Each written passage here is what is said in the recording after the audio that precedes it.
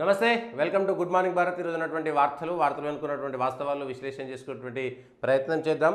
దీనికి సంబంధించి దయచేసి ఈరోజు ఉన్నటువంటి ముఖ్యమైనటువంటి వార్త ఏంటో చూద్దాం. ముఖ్యంగా అన్నిట్లలో కూడా వచ్చినటువంటి వార్త ఒకటి జాతీయ గీతానికి రాష్ట్ర గీతానికి సంబంధించినటువంటి అంశము. జూన్ 2న ఉదయం 10:35 రాష్ట్ర గీతం జాతికి అంకితం. 3 చరణాలతో కూడిన 2 నిమిషాల 30 నిమిషాల నిడివి గల వెర్షన్ ఆవిష్కరణ. 13 నిమిషాల నిడివితో పూర్తి వెర్షన్. రెండింటిని రాష్ట్ర గీతంగానే పరిగణిస్తాం. Cabinet నిర్ణయంతోనే okay. తెలంగాణ తల్లి విగ్రహం రాష్ట్ర చిహ్నం ఇంకా ఖరారు కాలేదని తెలిపిన సీఎం. జూన్ 2న 2 పూటల వేడుకలు. అందశ్రీ కీరవాణికి సర్కారు సన్మానం. ఈ వేడుకల్లో పాల్గొనున్న సోనియా, రాహుల్ లేదా ప్రియాంక వచ్చే ఛాన్స్. దశాబ్ది ఉత్సవాలకు కేసీఆర్కు పిలుపు. ఆహ్వాన పత్రికపై స్వయంగా సంతకం చేసిన ముఖ్యమంత్రి రేవంత్. నేడు కేసీఆర్ ఇంటికి వెళ్లనున్న హర్కర వేణుగోపాల్, అరవిందర్ సింగ్. చుక్కా రామేకు సీఎం పరామర్శ. అయితే మొత్తానికైతే రాష్ట్ర గీతాన్ని 10 సంవత్సరాల పాటు తెలంగాణకు మేము ఛాంపియన్లు అనుకున్నటువంటి ముఖ్యమంత్రి కేసీఆర్ గారు, అప్పటి పాత ముఖ్యమంత్రి కేసీఆర్ గారు కేవలం అంటే రాష్ట్రానికి గీతం ఉండాలా లేదా అనేటువంటిది ఆ రాష్ట్రానికి సంబంధించినటువంటి విషయం. ఆ రాష్ట్రం ఏ గీతమైనా పెట్టుకోవచ్చు. ఒక్కొక్క రాష్ట్రంలో ఒక్కొక్క గీతం ఉంది. ఒక్కొక్క రాష్ట్రంలో ఉన్నటువంటి గీతానికి ఒక్కొక్క చరిత్ర కలిగి ఉన్నది.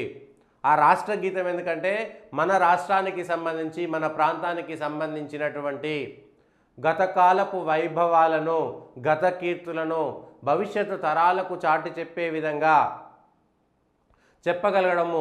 ప్రతినిత్యము మనం ఈ ప్రాంతంలో ఉన్నామని, ఈ రాష్ట్రంలో ఉన్నామని, మనం ఇక్కడ వారం అనేటువంటి విషయాన్ని గుర్తు చేయడకు, అంటే నేను నాది అనేటువంటి ఒక ఫీలింగ్ రావడం కోసం చేసేటువంటిది. ఇది ఖచ్చితంగా చేయాలన్నా, ఒక రాష్ట్రానికి ఖచ్చితంగా రాష్ట్ర గీతం ఉండాలనేటువంటి నిబంధన ఎక్కడా లేదు. రాష్ట్రానికి గీతం ఉండాలనేటువంటి నిబంధన ఎక్కడ లేదు.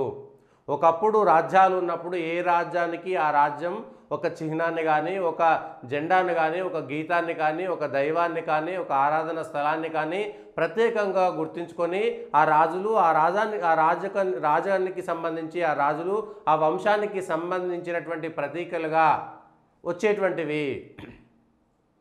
తెలంగాణ అంటే కేవలం ఈరోజు ఉన్నటువంటి తెలంగాణ ఎంత ముందుకు పోలేనటువంటి హద్దులు, సరిహద్దులు, ఎల్లలు అనేటువంటివి ప్రతిసారి మారుతూ వచ్చినటువంటివే.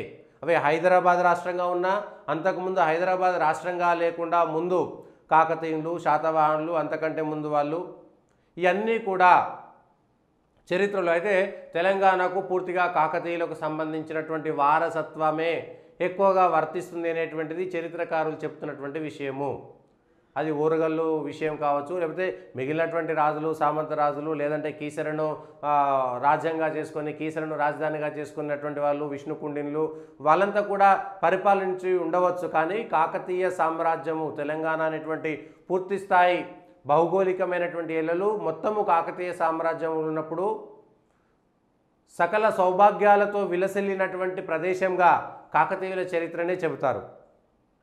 కాబట్టి తెలంగాణ అనేటువంటిది కాకతీయుల, శాతవాహనుల, కాకతీయుల, విష్ణుకుండిన్ల, చోళుల, చాళుక్యుల, మిగిలినటువంటి వాళ్ళు అనేక మంది వచ్చి ఉండొచ్చు.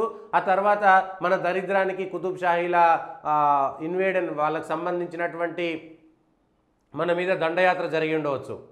కుతుబ్ షాహీలు కానీ, ఆ తర్వాత అసఫ్ జాహీలు కానీ, వాళ్ళకు సంబంధించినటువంటి దండయాత్ర, అసఫ్ జాహీల పరిపాలన పూర్తిగా మనది బానిసత్వం కిందనే లెక్క, స్వతంత్ర సామ్రాజ్యం కింద కాదు. ఈ మట్టికి సంబంధించినటువంటి వ్యక్తి అయితే ఆ రాజు ఇక్కడే ఉండి పరిపాలించాడు కాబట్టి ఆయన వలస రాజు కాదు అని చెప్పేటువంటి వాళ్ళు మూర్ఖపు వాదన అనేటువంటి విషయాన్ని స్పష్టంగా చెప్పవచ్చు.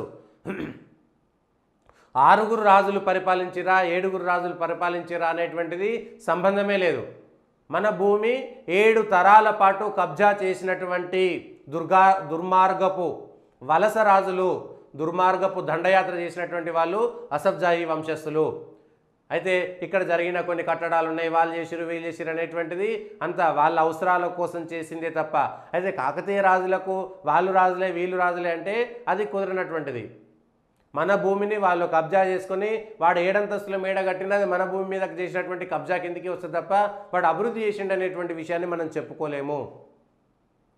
ఇది కూడా అంతే. కాకతీయులో శాతవాహనులో మన పూర్వీకులను చెప్పుకోవడానికి గర్వంగా ఉంటుంది తప్పితే అసఫ్జాహీలకు సంబంధించినటువంటి వారసులము, నిజాం వారసులం అని చెప్పుకోవడం అనేటువంటిది కృతకంగా ఉంటుంది. అది కృతకంగా ఉంటుంది.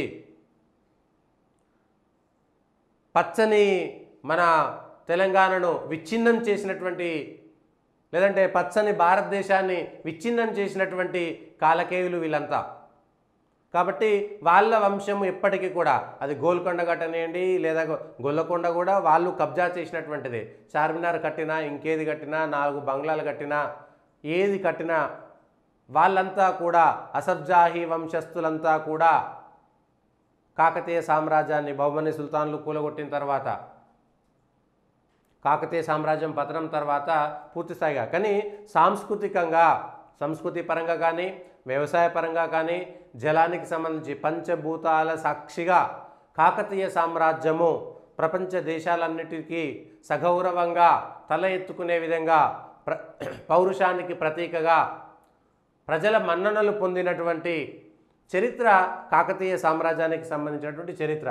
అయితే రాష్ట్ర గీతంలో అది పెడతారా పెట్టరా అనేటువంటి అంశంలో అనేకమైనటువంటి వచ్చినాయి. అయితే ప్రతిరోజు చదువుకునేటువంటి ఈ ఒకటి 2.5 నిమిషాలు, ఒకటి 13.5 నిమిషాలు పెట్టిన దాంట్లో, ఈ 2.5 నిమిషాలు పెట్టిన దాంట్లో ఏ ఒక్క చోట కూడా కాకతీయులకు సంబంధించినటువంటి చరిత్ర రాకుండా జాగ్రత్త పడ్డది ఈ సర్కారు. ఎందుకంటే గతంలో సరే టీఆర్ఎస్ ఉన్నప్పుడు అది ఉద్యమ కాలం కాబట్టి ఆ ఉద్యమ సందర్భంలో వాళ్ళు ఏం రాశారంటే మార్పులు చేర్పులు చేయడంలో తప్పులేదు. టీఆర్ఎస్ చేసినటువంటి తప్పే ఇది. నిజానికి 10 ఏళ్ల పాటు రాష్ట్రానికి ఒక గీతం లేకుండా ఈ చర్చకంతటికి తావు తీసుకొచ్చినటువంటి, ఈ చర్చకు మూలకారం తెచ్చినటువంటి తప్పు కేవలం అందశ్రీకి, ఆయనకు రాయడానికి, లేకపోతే ఆయన రాసినటువంటి దానికి లేదా ఇంకొకరితో రాయించి ఆ రోజు పెట్టుంటే ఏ గొడవ ఉండకపోయేది. నిజంగా కేసీఆర్కు అందశ్రీ మీద కోపం ఉంటే అందశ్రీ కాకుండా ఇంకెవరితోటైనా కొత్తగా రాష్ట్ర గీతాన్ని మళ్ళా కొత్తగా రాయించి దాన్ని మళ్ళా కొత్తగా వెలుగులో తీసుకురావచ్చు. అప్పుడున్నటువంటి అధికారం మీది కాబట్టి ఎవరైనా దానిపైన నిరసనలు వ్యక్తం చేసినా ఏం కాకపోతుండే. కానీ కేసీఆర్ ఏం చేసిండు, ఇంకా 15 ఏళ్ళైనా నేనే అందశ్రీకి ఇవ్వకపోతే బాధ, ఇస్తే ఒక బాధ అనేటువంటి దాంతో అసలు విషయాన్ని పక్కకు నెట్టేసిండు. సో అది పక్కకు పోయింది. సో అందశ్రీకి మనము ఇవ్వచ్చా ఇవ్వకూడదా, ఆయనకు ఇచ్చినటువంటి క్రెడిట్ అనేటువంటి దానిపైన జరిగినటువంటి చర్చలో టీఆర్ఎస్ కేసీఆర్ చేసినటువంటి పొరపాటు అది. ఎందుకంటే రాష్ట్రం వచ్చిన తర్వాత పరిపాలించి మీరు రాష్ట్ర చిహ్నాన్ని, రాష్ట్ర పక్షిని, రాష్ట్ర జంతువుని, ఇవన్నీ చేసిన మీరు రాష్ట్ర గీతాన్ని ఒక్కదాన్ని ఎందుకు చేయలేదు? అందశ్రీ మీద కోపం అంటే 100 మంది కవులు ఉన్నారు కదా తెలంగాణలో. పోనీ కేసీఆర్ సొంతంగా రాసిపెట్టినా కూడా పోయిందేమి లేకపోతుండే. అదే గీతం పెట్టాలనేటువంటిది కూడా ఏం లేదు. ఈ టీఎస్ను టీజీగా, టీజీని టీఎస్గా పెట్టేటువంటి ఈ అంశంలో కేసీఆర్ సర్కారు విఫలమైంది. దాన్ని అందిపుచ్చుకునేటువంటి అవకాశం ఇది ఎప్పుడు వచ్చింది? మళ్ళా తెలంగాణకు ఒక రాష్ట్ర గీతం లేదనేటువంటి అంశము 2021 మార్చిలో ఎప్పుడో బడ్జెట్ సెషన్లో అప్పుడే కొత్తగా అసెంబ్లీలో అడుగుపెట్టి మొదటిసారి దుబ్బాక ఉప ఎన్నికల్లో గెలిచొచ్చి కేసీఆర్ పార్టీని ఓడగొట్టి వచ్చినటువంటి రఘునందన్ రావు అసెంబ్లీలో మొదటిసారి ప్రశ్న అడిగితే అప్పుడు తప్ప అదేది బడ్జెట్ సెషన్లో గవర్నర్ స్పీచ్కు తర్వాత గవర్నర్ స్పీచ్కు ప్రత్యుత్తరంగా మాట్లాడినటువంటి మాటల్లో అవును తెలంగాణ రాష్ట్రానికి రాష్ట్ర గీతం లేదు అని కేసీఆర్ స్వయంగా ప్రకటించిండు. 2021 నుంచి 23 దాకా తెలంగాణ సర్కారు టీఆర్ఎస్ చేతిలో ఉంది. పోనీ అప్పుడైనా చేసి ఉంటే గొడవ ఉండకపోయేది.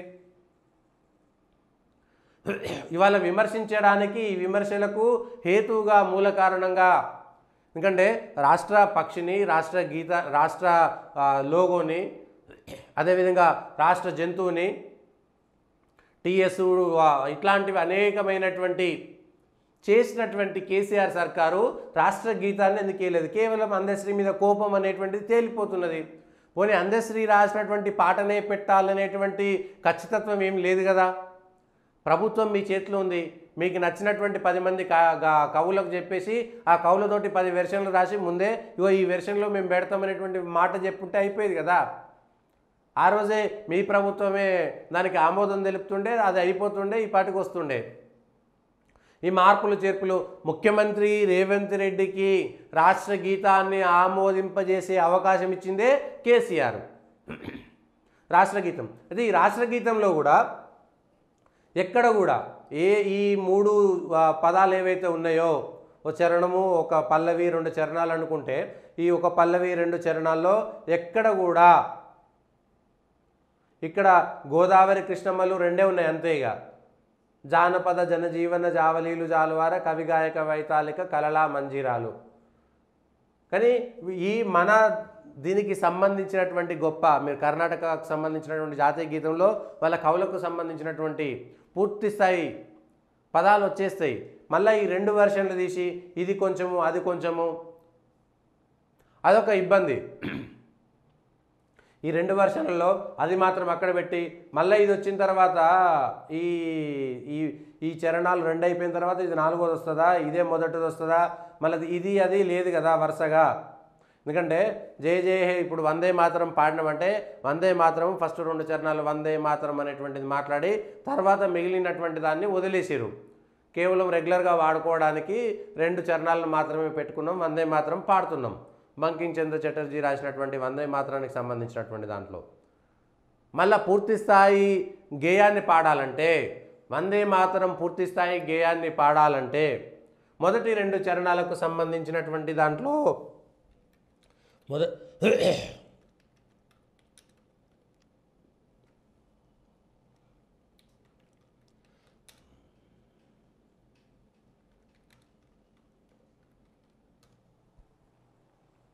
వందే మాతరానికి సంబంధించినటువంటి ఇది వందే మాతరం బంకిం చంద్ర చటర్జీ రాసిండు. సుజలాం సుఫలాం శుభ్రజ్యోత్స్న ఇంతవరకు ఇది ఒకటి వాడేస్తాం. తర్వాత కోటి కోటి కంఠ కలకల నినాద కరాలే కోటి కోటి భుజైధృత కర కరవాలే ఇవన్నీ అందరూ పాడరు. కేవలం మేము బడిలో చిన్నప్పుడు స్కూల్లో చదువుకున్నప్పుడు వందే మాత్రమే వాడినాం. ఈ వందే మాతరం పాడేటప్పుడు కేవలం సుజలాం సుఫలాం మలయ శీతలాం సస్యశ్యామలాం మాతరం వందే మాతరం శుభ్రజ్యోత్స్న పులకతయామినిం పుల్లకు సుమిత ద్రుమదల శోభినిం సుహాసినిం సుమధుర భాషినిం సుఖదాం వరదాం మాతరం వందే మాతరం అని మళ్ళీ వందే మాతరం అని ఇక్కడ దాకా మేము సర్కారు బడిలో చదువుకున్నప్పుడు మా ఊర్లో ఈ సర్కారు బడిలో ఈడ దాకా చదివిపిస్తున్నారు అంతే అయిపోయేది. ఆ తర్వాత ఈ కోటి కోటి కంఠ కలకల నినాదకరాలే ఈ 3 చరణాలు ఏవైతే ఉన్నాయో ఇది కొంతమంది ఏమో మేము వందే మాత్రం పాడము, ఇలా దుర్గా దశ ప్రాణధారిణి అనేటువంటిది ఉంది, ఈ భారతదేశాన్ని ఒక అమ్మవారిగా ఎట్లా ఊహిస్తారని కొన్ని వర్గాలను ఏదో మెచ్చుకునేటువంటి కోసం ఓటు బ్యాంక్ రాజకీయాల కోసం దీన్ని చేసిరు. అయితే తర్వాత మేము ఈ సంఘ ఆర్ఎస్ఎస్కు సంబంధించో ఏబీపీకి సంబంధించినటువంటి ఏవైనా బయటకు వెళ్ళినప్పుడు ఏవైనా మీటింగ్లకు వెళ్ళినప్పుడు పూర్తి స్థాయి వందే మాతరాన్ని పాడడం అనేటువంటిది అలవాటు. అక్కడ పూర్తి స్థాయి వందే మాత్రం పాడతారు. జ్యోతి ప్రజ్వలన చేసిన తర్వాత ఎక్కడ వందే మాత్రం పాడినా పూర్తి స్థాయి ఈ 3 చరణాలు ఉండేటువంటి పూర్తి స్థాయి వందే మాత్రం పాడడం అనేటువంటిది ఆర్ఎస్ఎస్కు సంబంధించినటువంటి కార్యక్రమాల్లో కానీ ఆర్ఎస్ఎస్ అనుబంధ సంఘాలకు సంబంధించినటువంటి కార్యక్రమాల్లో పూర్తి స్థాయి పాడతారు. అయితే ఒకటే పాడాలనుకుంటే దీంట్లో ఉన్నదే పాడతారు. కానీ ఇక్కడ ఏమైందంటే ఇక్కడనేమో 2.5 నిమిషాలతో ఉన్నదానికి జయ జయ హే తెలంగాణ జననీకేతం అని ఇక్కడనే పెట్టిరు. మళ్ళీ ఈ 13.5 నిమిషాలు వచ్చేదానికి ముక్కోటి గొంతుకలు ఇది ఒక చరణం పెట్టి 2వ చరణంలో ఇది ఉండాలి కదా, 2వ చరణం 3వ చరణం ఇది ఉండి 4వ చరణం 5వ చరణం ఇక్కడ నుంచి పోవాలి కదా. కానీ ఈ మొదటి 2 చరణాలు ఇందులో లేవు. మొదటి 2 చరణాలు ఇందులో లేవు.